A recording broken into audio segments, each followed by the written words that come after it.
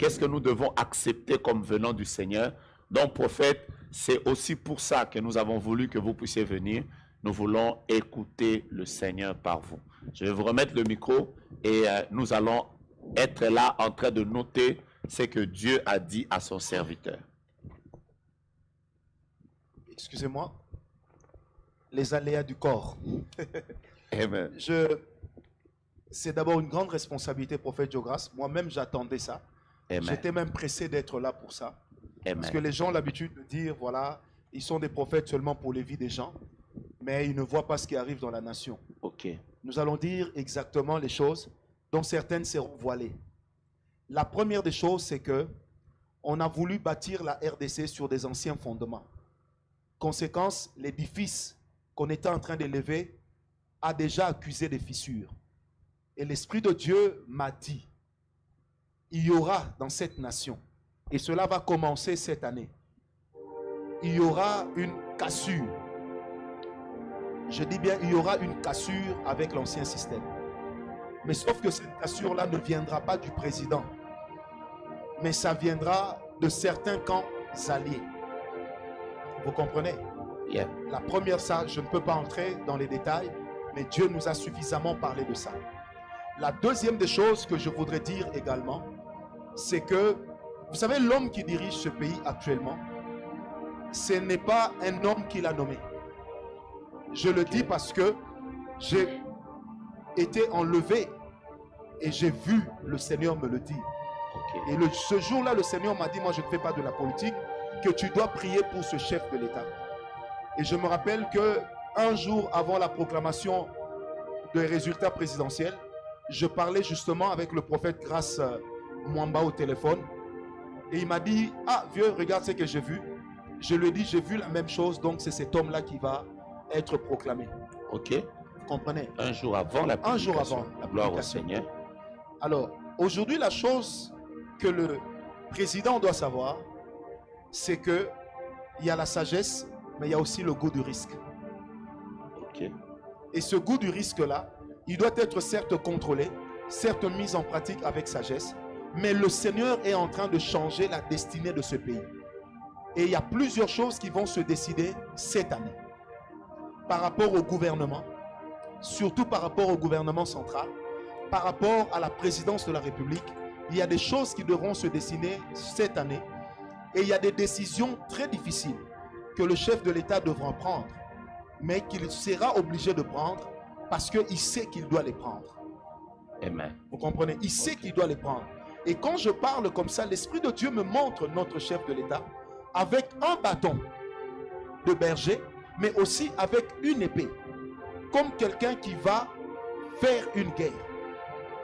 Okay. Je répète, avec un bâton de berger pour indiquer un chemin, mais aussi avec une épée. Mais pendant très longtemps, le chef a voulu utiliser le bâton.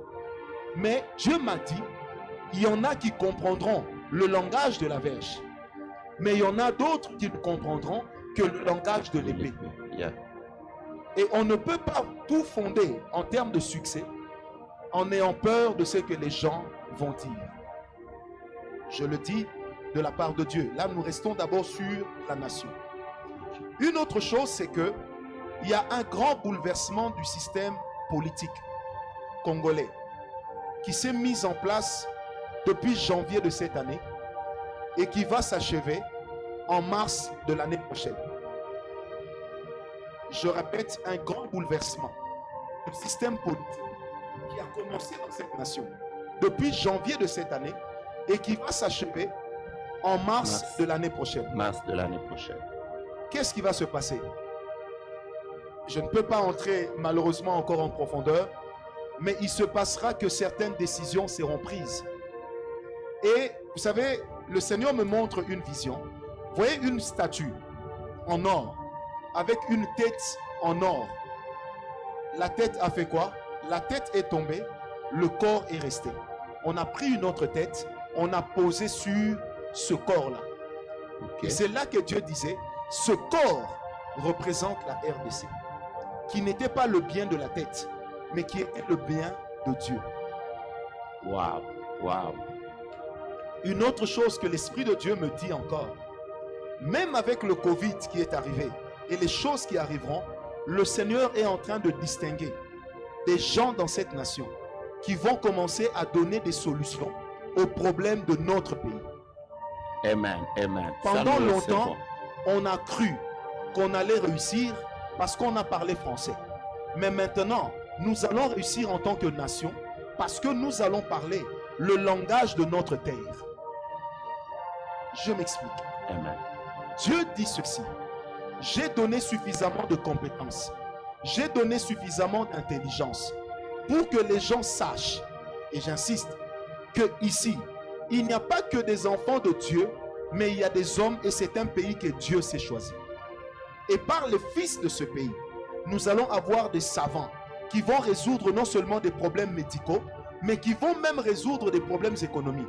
Et je suis en train de voir des économistes de cette nation et des gens qui sont dans la finance publique commencer à se réunir pour vouloir créer un nouveau système qui va permettre à ce que ce pays puisse avancer.